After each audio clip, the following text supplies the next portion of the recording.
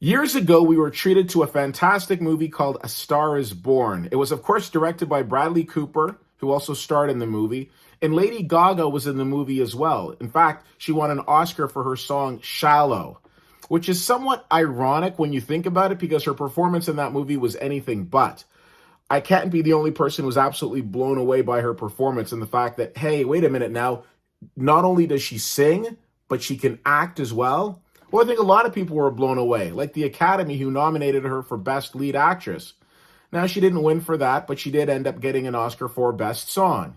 Now, a lot of people took note of her performance, one of which being director Ridley Scott, who was casting his new movie, House of Gucci, and he must have said, "Get me her," and her he got. Now, not only does he get Lady Gaga, but he also gets Al Pacino, Jeremy Irons, Adam Driver, Salma Hayek. It is a ridiculous cast. Ridiculously talented cast.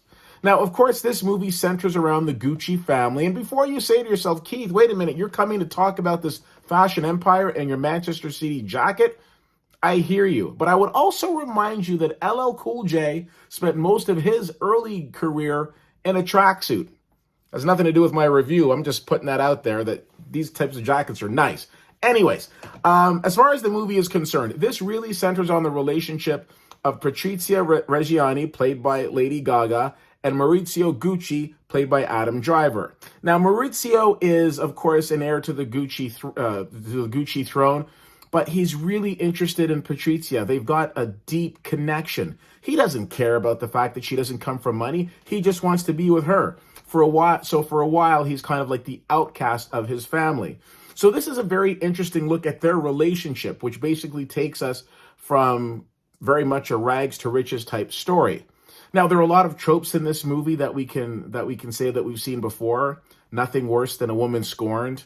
Pride and evil and power corrupts. And as Biggie Smalls taught us, mo money, mo problems. Now, what Ridley Scott has done is he has constructed a very beautiful movie in terms of like the cinematography and the production design. I really like the way that this movie was shot as you're seeing such beautiful landscapes to the point that you're thinking, maybe I should take a trip and go and check out one of these places. So from that perspective, I really loved how the movie appears on camera. But the performances are very strong too. I mean, do I need to sell you on Al Pacino or Jeremy Irons? I don't think so. And Adam Driver does a very good job in this role as well. And once again, Lady Gaga blows you away with her performance. Again, I don't think that you need to pigeonhole and say, oh, you can only be a singer, or you can only be an actor. She's seeming to do both very well. And I don't think every single singer makes the transition into acting as seamlessly as she has, or vice versa. One gripe that I did have with this movie is the movie does, for the most part, take place in Italy, and we start back in the 70s. And it's interesting while you're watching the family speak to each other.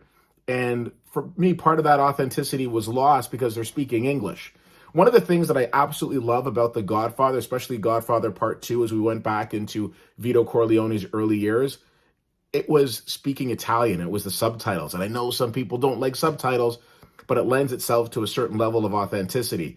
I think about some of my close friends who English isn't their first language, or maybe they learned English, maybe they learned their home language here in Canada. So, for example, some of my Greek friends, I know for a fact if I wasn't in the house, they were speaking Greek. So I have a hard time watching a scene and it's like, okay, we're just going to speak English. So for me, that did take away a little bit of the authenticity. I wouldn't have minded seeing that, but then you're asking your cast to go and learn Italian. But like I said, small gripe. Overall, this movie runs at about 2 hours and 40 minutes. I will tell you, it didn't feel like 2 hours and 40 minutes to me. I was very interested in the story and its development. I wasn't very familiar with it, but then as the movie was going on, I was like, oh, okay, now I remember hearing about that. And oh, that's how this person ended up becoming involved with the Gucci empire. But like I said, it's 2 hours and 40 minutes, so treat your bladder right before you go into the movie and get snacks. Overall, I like this movie. I thought it was really interesting.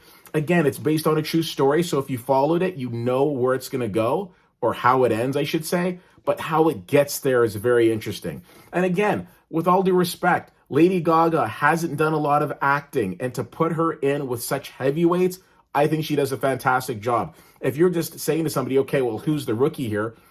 you're like, I don't think any of them are rookies because they're all delivering fantastic performances. House of Gucci is an entertaining film. It's not some big, action type thing that you're used to seeing from Ridley Scott. It's a solid drama and it delivers. I give this movie a B plus. Really enjoyed it, and I think you will as well. If you have the chance to see House of Gucci, let me know what you think. CFL_fan on Twitter, Facebook.com/Witty Whittier, and WittyWhittier.com. Thank you so much for checking this out. My name is Keith, and I'll see you at the movies.